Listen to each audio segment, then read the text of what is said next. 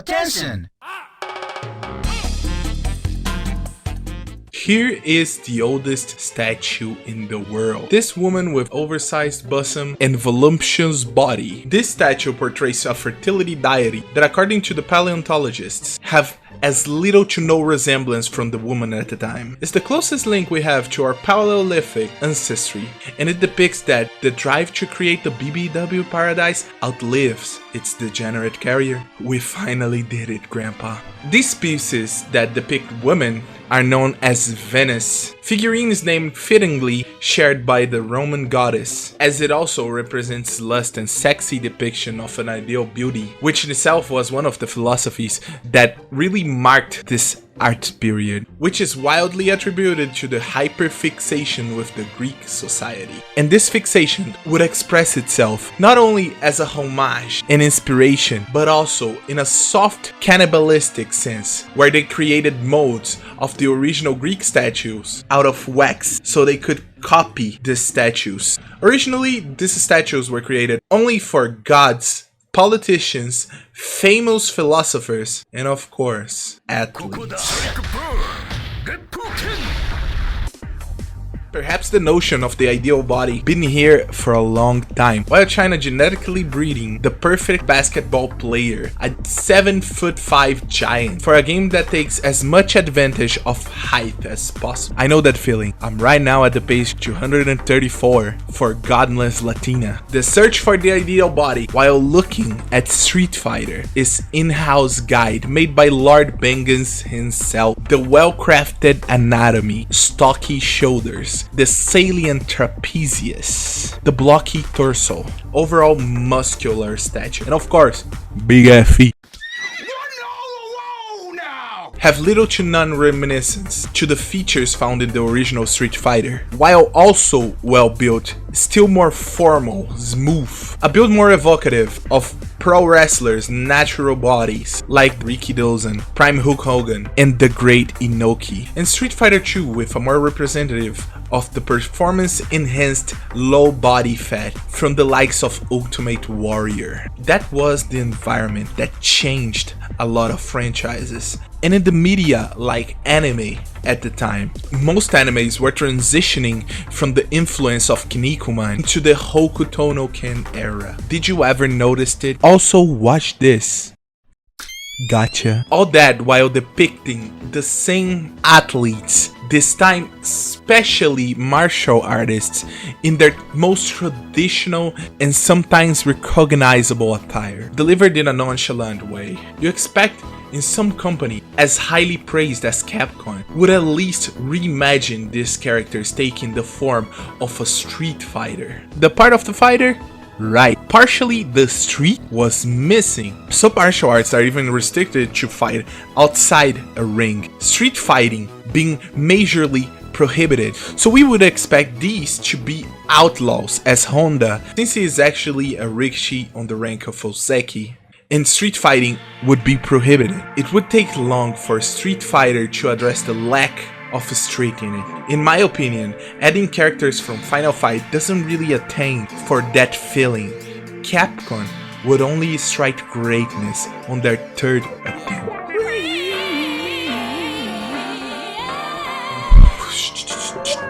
What can I say? Street Fighter old tracks attain more for the subtitle World Warrior than to its main focus, Street. What could be more fitting to the genre that portrays itself as tough, underground, streetwise, no final fight, strictly street-born to go along with it. Both of these together is iconic in its own way, like losing a game on Valorant because of Eden. It's just two things that naturally are together. Both work in the same rule set. How can something be so influential that it spawned copies of itself? While there is no problem for Street Fighter to position itself as representing the gold age of martial artists, but can we have something else? The genre have this shining rule only seem to have no fall until somebody like Muggsy or Shawn Michaels leaks through the cracks to show what the genre can really do.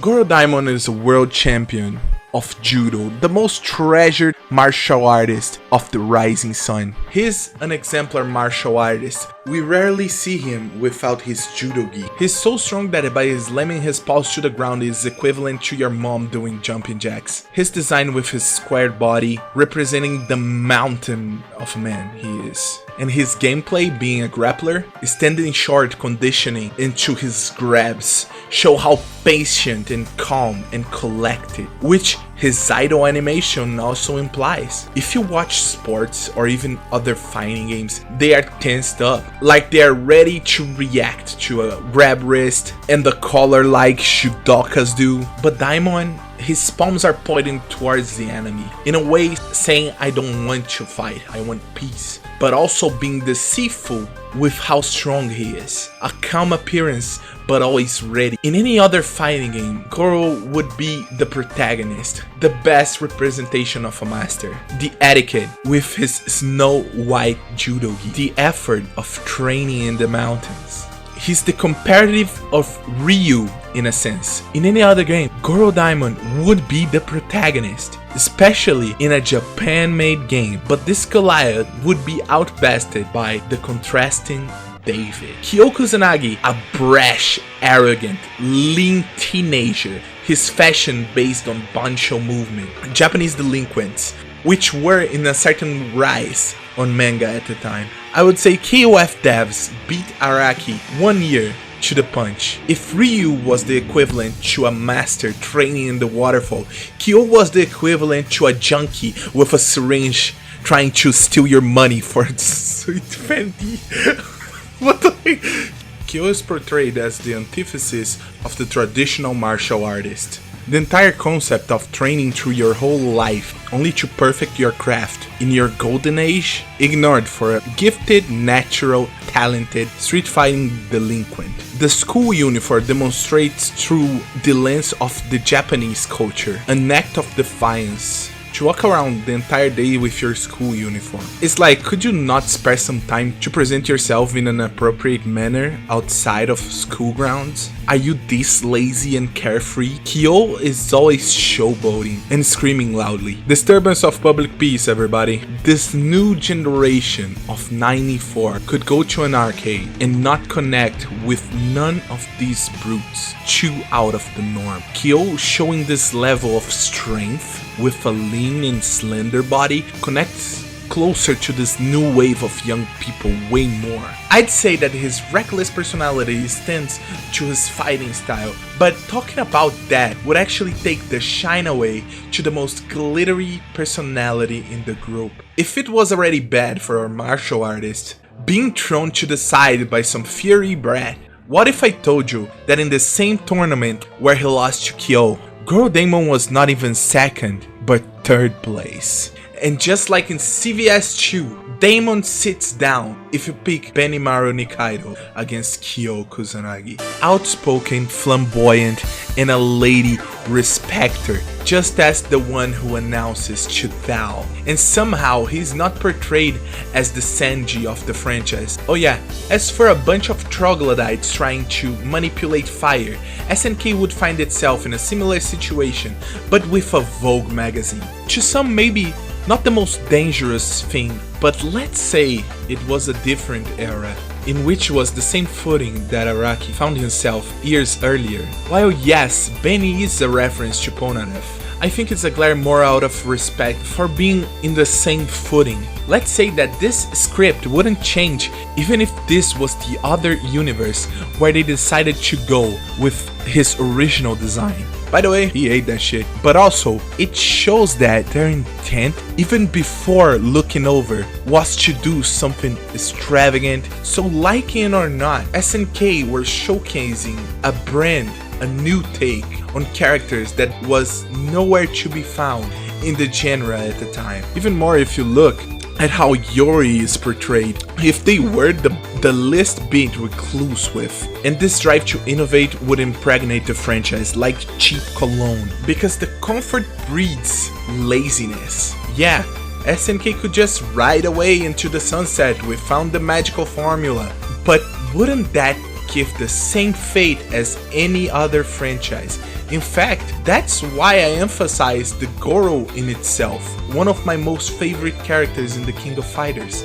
I call it the white uniform fever. Everybody following the trail of whoever innovated before, and at the end of the line, failure and being forgotten by the history. Even the ones that were successful somehow deemed not enough, even if in a majority of aspects they were better. While I hope virtual fighters come back, Harada said it best, paraphrasing, "Whoever is the last standing wins." To this day, new developers are still following this trail. Is there any other way to explain Yatagarasu visual code as to a new take for old martial artists? Only after the failure they decided to derive from it. And this mistreatment, let's say, of the white traditional karate gi of SNK would at least be, to me, the uttermost criteria for SNK from here on. Striving not to appease its older fanbase,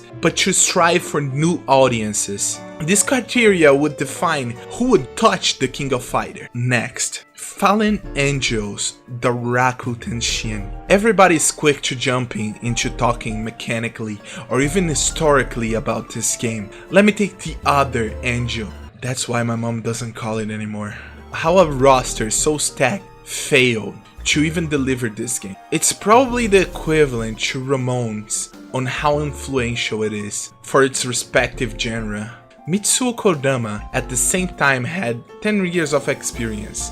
He was designer at Street Smart, planner of Kizuna Encounter, and was working as director for Fallen Angels. Stylist, I would say he's a machine with his pure understanding of choreography and human anatomy.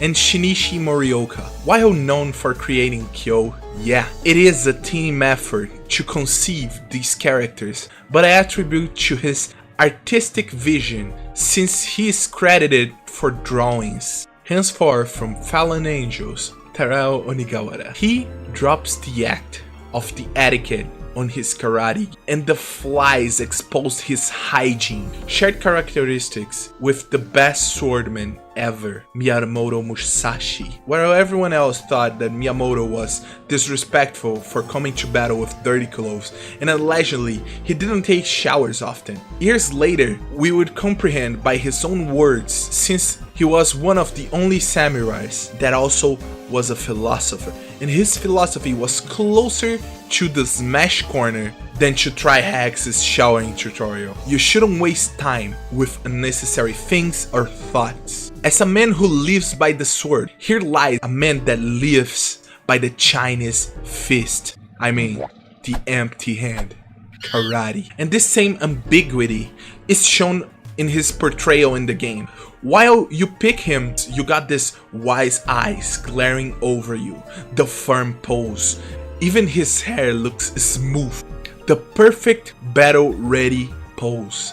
But when we are not selecting him, you get the blank stare, the flies, the aging marks, and the battle pose unstable and wide open, and the scuffed clothing. You can analyze his ambiguity all you want because it gets obfuscated by the main thing of his story, the karate, being absurdly sharp.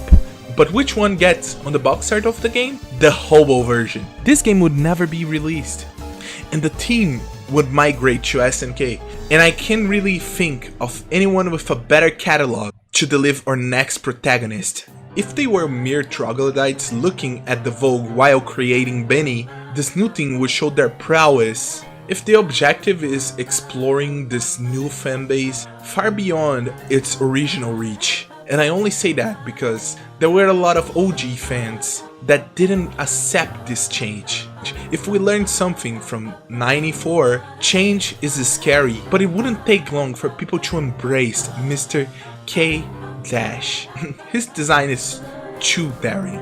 If people can characterize the works of Tom Ford as daring, scandalous, and most importantly, sexy, and not only revitalizing Gucci as a brand, but marking the late 90s in the fashion world, I don't see something that screams more contemporary. But that's the main difference from Ku, the Rakuten Shin protagonist, from K, Cool is like a one-on-one of model advertisement for Gucci. A model being instructed to be exhibitionist on the lens. It's like we know he's posing. It's like he's angling his body to the camera. K is more like a face type, even though he breaks it with covering his face, just so he can build this mysterious aura around him. K Dash is supposed to look like a stray kid, a kid with no family, just as his original story implies. He looks sometimes even stiff. I'm analyzing KOF 99 because the conception is really important, but even later on, I would say he doesn't show off as much. But the developer explained how he put glasses on K so people would pay more attention to his moves. That solidifies it. His fashion is like a breed of sexy with a futuristic biker gang, while being represented in a promotional art with something close to a Eurobeat covers. To be honest, that explains the glasses. This Gen X soft club, hyper technological, which puts SNK as the earliest adapter to Y2K aesthetic, so early as it wasn't even Y2K. And now let me transition to the most hated character in the King of Fighters history, Ashe Crimson. The backstabbing, overly confident, and just plain cheater is probably one of the most expressive characters in the King of Fighters. You cannot paint his bratty self without it. And Ashe is a creation of Nona. Nona's art style and the layering of clothing. You can see this in Kula and OG Foxy as well. In the original 2003 design, you can see Ashe has a realistic body, even if he has a more effeminate build, which is something that I didn't pass through because at the time the common non-KOF fan take was that this was the whole reason why people hated him in the fanbase. It's not the first time that non-KOF fans would affect KOF in a weird way. I know it's unfathomable for new people that come from lore bankrupt series to understand, because the King of Fighters had more than one character with the same concept, and at least one of them was a fan favorite. Of course I'm talking about Chris, but here's Bao's concept art. He's hated for a whole nother reason. But I think when you say Ashe Crimson, everybody thinks of his interpretation and visual attributes to Falcon.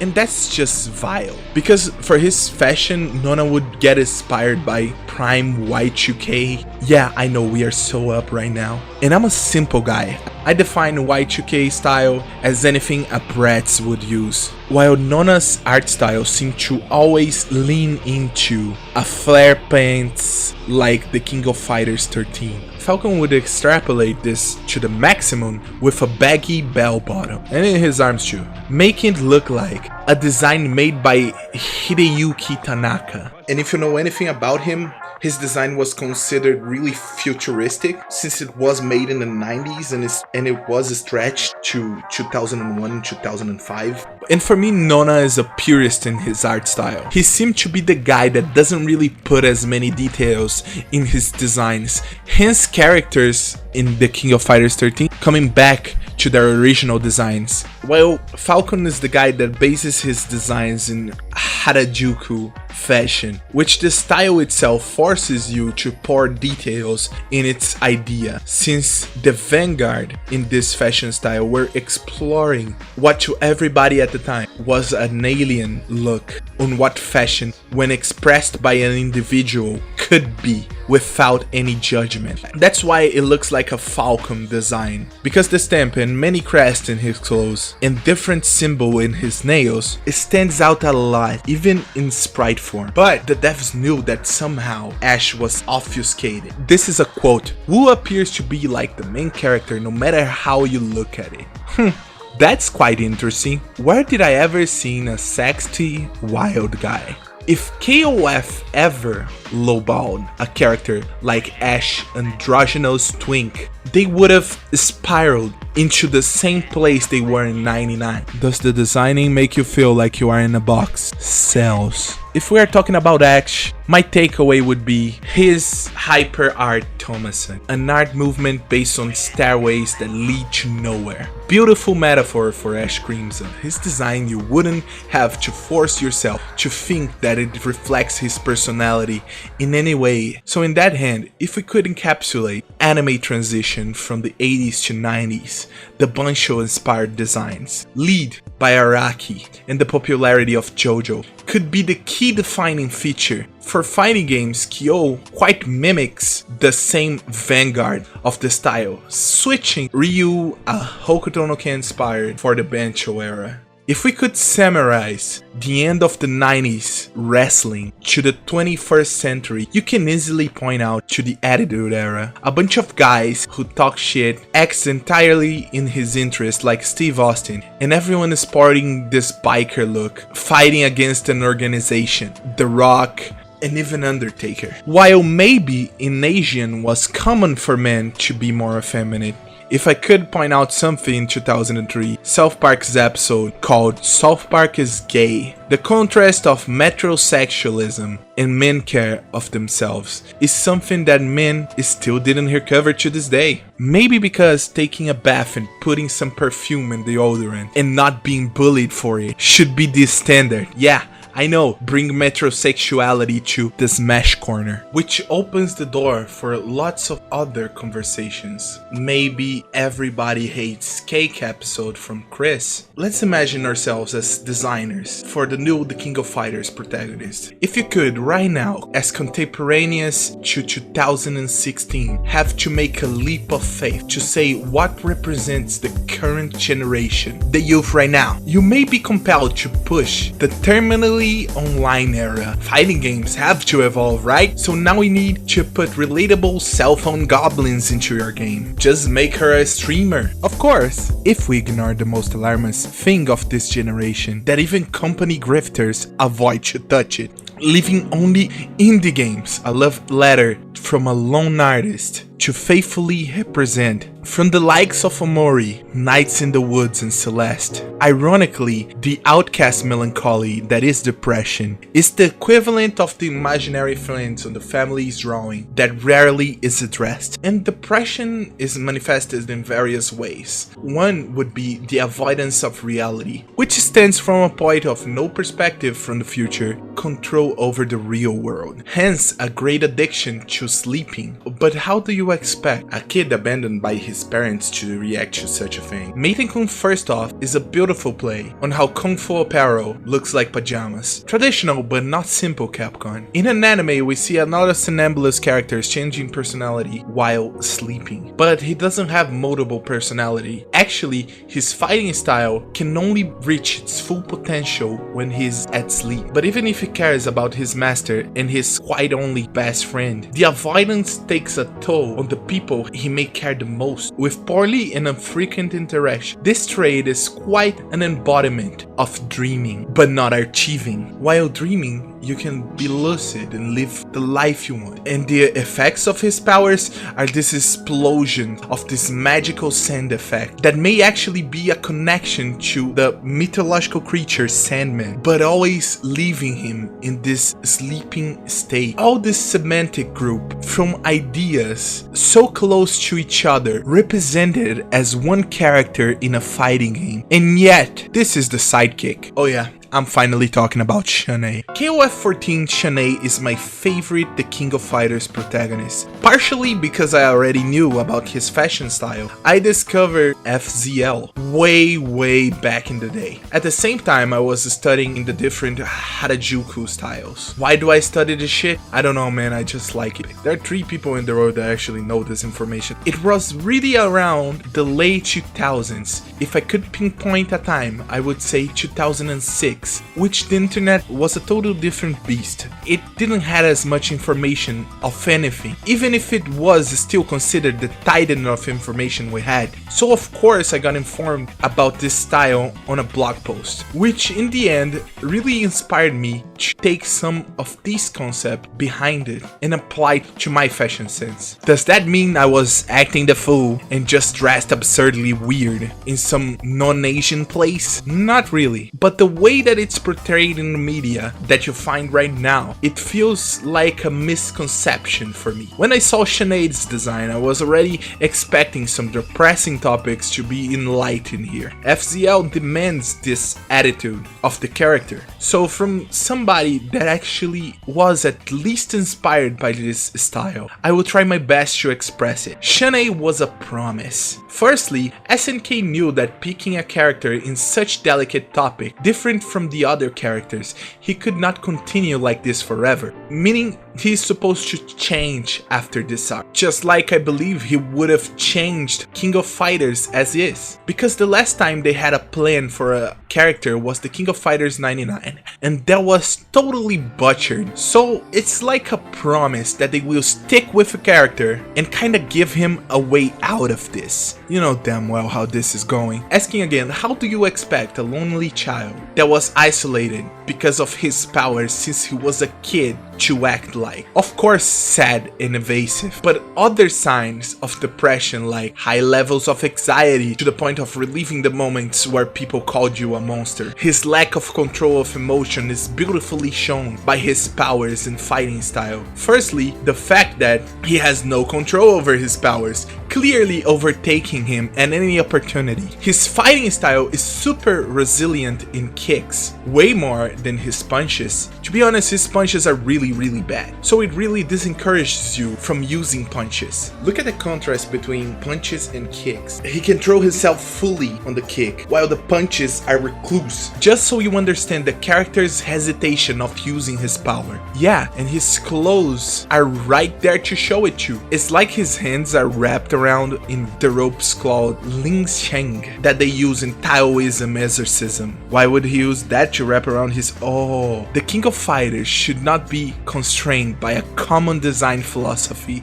or restrained by only the influence of one country. If we chosen the same topic and decided to design around the more popular at the time, Young Lin inspired Lil Peep and X fashion, but that's exactly why they did not went that way. The message these rappers were expressing, with a rare exception, was that life was too hard to take, so you give in to life's desires, because at the end of the day you already lost a lot, so it doesn't matter whatever comes next. Even if martial arts represent control of the urges. And in a weird way, FZL in an eccentric color combination, cheap nature, and made to stand out, which people say to be the defining features of the fashion style, is a tentative to uplift the depressing state by using their favorite clothes, even if that doesn't really combine in a final product digestible to everybody. The cheap nature of the clothing is a fashion way to express how can poor people and in the same state as me find happiness, but I can't. And the way the clothes were combined to look apart from the norm and stand out. Why would you evidence such a depressing state? Why would you protagonize a character in such state? It's a call for help, obviously to the elders, to stand up and take accountability for the state of how things were going for the youth, which ended up creating friction between these two groups, of course. And to me, the fashion style really paves the way to a Chinese political movement called which is happening right now, that the youth cannot get stable jobs. They know that in real estate, which is really important to Chinese culture, they can never really get a quality product. So the youth decided to work part-time jobs, grind money, and just hold this economic power, just so they can hurt the CCP economy. It's seen as a way of quietly quitting, as seeing the world around them collapse, because not only political parties made horrible decisions in creating laws that cooked some work that were aligned with the youth, but also because the connection to the government gets you in higher places faster, so making things like nepotism and other things that the hard-working spirit that they want to sell for the world. Does that sound familiar for anywhere else in the world? FZL for me was a way to take accountability, but also bring awareness to how depressing it is to be young and have no idea to what the future looks like. Alright, I have to take care of something that not even psychologists are quite sure how to fix it. Alright, I'm going to uplift myself in the ways that I can. Alright, I have this demon inside me that makes me lose control. I will take responsibility in any way, shape or form that I can. If that means wrapping my hands in spirit rope to seal this demon, even if it clearly doesn't work, but also even if my thoughts disappeared when I'm fighting and I can forget everything that happened. You can see his victory pose that the hands are always there, closing, covering his body. It's quite literally the embodiment of depression. It's a metaphor for how you gotta fight it every day, this feeling that will never go away, but also has that comforting aspect that is immutable. So comforting that people don't wanna leave the same place. And if Shun'ei is the ice cream and Meitenkun is the whipped cream, the thing that I've seen a lot of people complain and talk shit, here's your last question. Who is even capable of rehabilitating these kids that suffered deep scars since their young years? Yes, Kung Fu Ryu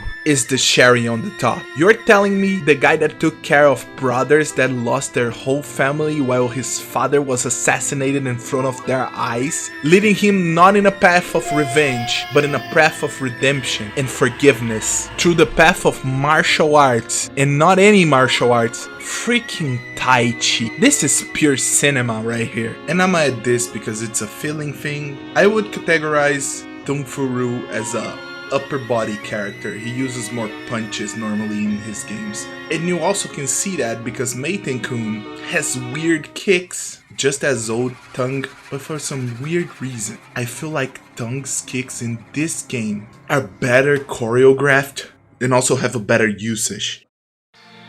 If Kanye West was credited with transforming the rap genre to the potential, not only in a music sense, since without his album there is no way for rappers like Young Thug to create Jeffrey persona. Ain't no Mr. Morale and the Big Steppers talking about feelings in rap track doesn't hit the same if there is no college dropout. And in the fashion sense that he doesn't really represent himself as a thuggish persona, because everybody in the era remembers one thing about Kanye. Precisely a pink polo, this preppy look that was inspired by Kaneda, the protagonist of one of the greatest anime movies of all time, Akira. The comparison fits perfectly with the Kaneda inspired design that is the face of the King of Fighters series, because without Kyo Kusanagi, can your character really be anything but an uniformed martial artist? Can your character really cry from happiness in his windscreen, Harada? Can a protagonist be androgynous and effeminate and not be judged by it? Can you design a character that can be himself unapologetically? That's why the saying goes, Kyo,